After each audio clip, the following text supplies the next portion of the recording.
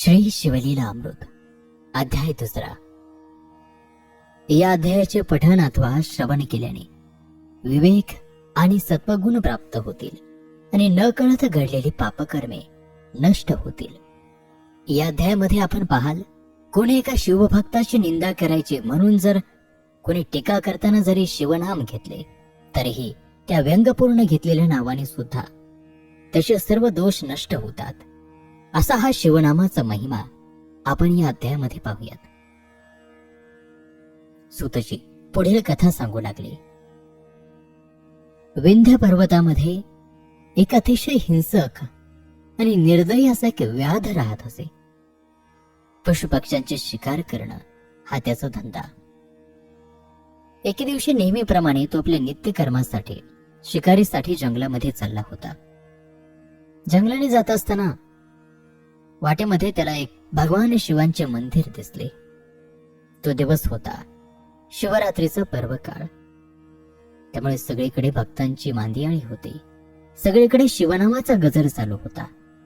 शिवभक्त शिवलिंगाची मनोभावे पूजा करीत होते. रुद्रघोष अखंड चालू होता. अखंड अभिषेकाची धार शिवलिंगावरती होती.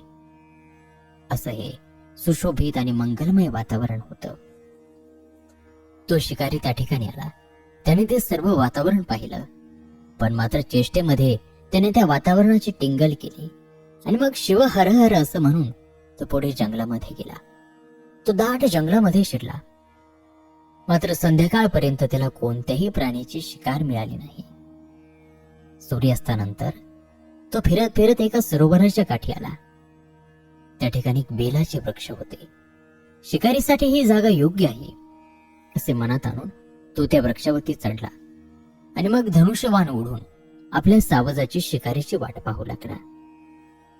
परंतु त्याच्या डोळ्यापुढं बेलाच्या काही फांद्या येत होत्या आणि मग त्याने ते बेलाच्या फांद्या, बेलाची पानं तोडून खाली टाकायला सुरुवात केली. त्याला त्यावेळेस माहित नव्हते की खाली एक शिवलिंग आहे आणि आपण तोडलेली पाने ही त्या शिवलिंगावर पडत आहेत.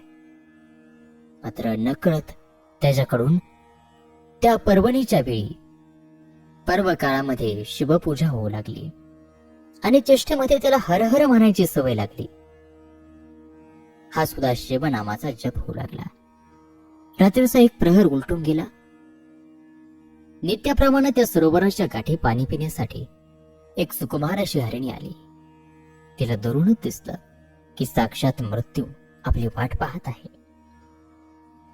त्या व्याधाला बघताच ती मनुष्यवाणीने म्हणाली, हे व्याधा, मी गर्भिणी आहे आणि माझ्यासारख्या गर्भिणीची हत्या करून माझ्या उदरातील निष्पाप त्या कोवळ्या जीवाचा वध करून तू दोष घेऊ नकोस. एका ब्राह्मणाच्या वधाचा दोष गोहत्याच्या वधा इतका असतो. त्या 100 ब्राह्मणाच्या वधाचे पातक म्हणजे स्त्रीवधा इतके असते आणि 100 स्त्रियांच्या हत्येचे पातक गुरुहत्याच्या पापापेक्षा शतपट असते. त्यामुळे अपराध नसताना तू मला मारू नकोस. मनुष्यवाणीने बोलणाऱ्या त्या हरणीला पाहून व्याधाला आश्चर्य वाटले. तो तिला म्हणाला, तू बोलतेस ते खरं आहे, पण माझ्यावर माझ्या कुटुंबाची जबाबदारी आहे. पण मला एक आश्चर्य वाटते, तू मनुष्याप्रमाणे कशी काय बोलू शकतेस? तू पूर्वी कोण होतीस? तुला हे सर्व ज्ञान कोठून मिळाले? मला ते सांग. आणि मग हरणीने तिची पूर्वकथा त्याला सांगायला सुरुवात केली. ती म्हणाली, पूर्वी जे काही समुद्र मंथन झालं, त्या समुद्र मंथनामधून जी 14 रत्ने निघाली, त्या रत्नांपैकी मी एक रत्न रंभा. माझ्या रूपावर देव ऋषी अनुरक्त झाले. त्यांचे मनोरंजन करणे हे माझे काम. स्वर्गातील त्या दिव्य भोगांना भोगून मी उन्मत्त झाले. शिवभजन शिवपूजा सोडून मी इतर जे काही पापकर्म आहे त्याच्याकडे वळले. अमृतपान सोडला आणि मद्यपान करू लागले. देवांचा संग सोडून हिरण्य नावाच्या एका दैत्याजवळ राहू लागले. एकदा तो दैत्य मृगासाठी दूरवर अरण्यात गेला. मला वाटले की शिवांना एकदा भेटून यावं, त्यांचं दर्शन घ्यावं, यासाठी मी कैलासावर गेले. मला पाहताच भगवान शिव क्रोधित झाले. माझ्याकडून घडलेल्या अपराधाबद्दल त्यांनी मला शाप दिला. तू अत्यंत पापिनी आहेस आणि म्हणून मृत्यू लोकामध्ये तू हरिण म्हणून जन्म घेशील. तुझ्या सख्यांना सुद्धा हाच जन्म मिळेल आणि हिरण्य राक्षस मृग होऊन तुमच्या सगळ्यांचा पती होईल. ही शापवाणी ऐकून मी भयभीत झाले. हे भगवान शिवांची प्रार्थना करू लागले, उशाप देण्याची विनंती करू लागले. तेव्हा त्या दयाळू शिवांनी मला उशाप दिला की म्हणाले, 12 वर्ष पूर्ण झाल्यावर तुम्ही तात्काळ माझ्या चरणी याल. त्याप्रमाणे मला मृगयोनीत जन्म मिळाला आणि मी आता गर्भिणी आहे. माझा प्रसूती काळ जवळ आला आहे. तेव्हा मी माझ्या ठिकाणी जाते, माझ्या मुलाला जन्म देते, त्यानंतर तू माझे प्राण घे. व्याध म्हणाला, ठीक आहे, परंतु तुझ्या बोलण्यावर माझा विश्वास नाही. खोटे बोलून आपला जीव वाचवावा हे प्राण्यांना सुद्धा कळते. तेव्हा तू महापापांचे उच्चारण करून शपथ घे, तेव्हाच मी तुला इथून जाऊन देईल. तेव्हा हरिण म्हणाली, ही व्याधा, मी जर इथं परत नाही आले तर सृष्टीतील सर्व पापे, सर्व महापापे मला लागोत.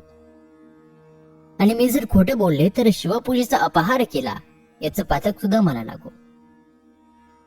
तिचे ते बोलणे, तिचा निर्धार आणि शपथ ऐकून व्याधाने तिला जाऊ दिलं. आणि तो म्हणाला, हे पतिव्रते, तू जा, मात्र रात्र संपताना नक्की परत ये. त्या हरिणीने तो पुण्यवान होऊन शिवपदाला जाशील असा आशीर्वाद देऊन पाणी पिऊन ती पुन्हा घरी गेली. व्याध पुन्हा आपली बेलाची पानं तोडून खाली टाकू लागला. 2 प्रहर रात्र सरली आणि दुसरी पूजा झाली. व्याधाचे 7 जन्मीचे अर्धे पाप जवळजवळ जळून गेले. व्याध शिवस्मरण करीत होता, त्याची त्याला आता गोडी लागली होती. हरिणीच्या मुखातून ते निरूपण ऐकून त्याला जागरणही झाले होते. दुसरा प्रहर झाला आणि दुसरी हरिणी तेथे आली. ती पाणी पिऊ लागली. तिला पाहून व्याधाने पुन्हा धनुष्यबाण सज्ज केला. व्याधाचा तो बाण पाहून ती हरिणी म्हणाली, व्याधा, माझ्यावरती दया कर. पतीला भेटायची मला ओढ लागली आहे. ती माझी इच्छा पूर्ण होते, मी पुन्हा परत येईल. तिचंही मनुष्यवाणीतून बोलणं ऐकून व्याधाला नवल वाटले. व्याधाने तिलाही सांगितले, ठीक आहे, परंतु शपथ घेऊन जा, तरच मी तुला जाऊ देईल. तेव्हा त्याही हरिणीने विविध पापाचे उच्चारण केले आणि मी जर तुझ्या वचनाला मोडले तर ही सर्व पापे मला लागोत असे बोलून ती हरिणी त्या ठिकाणी निघून गेली. रात्र सरत होती.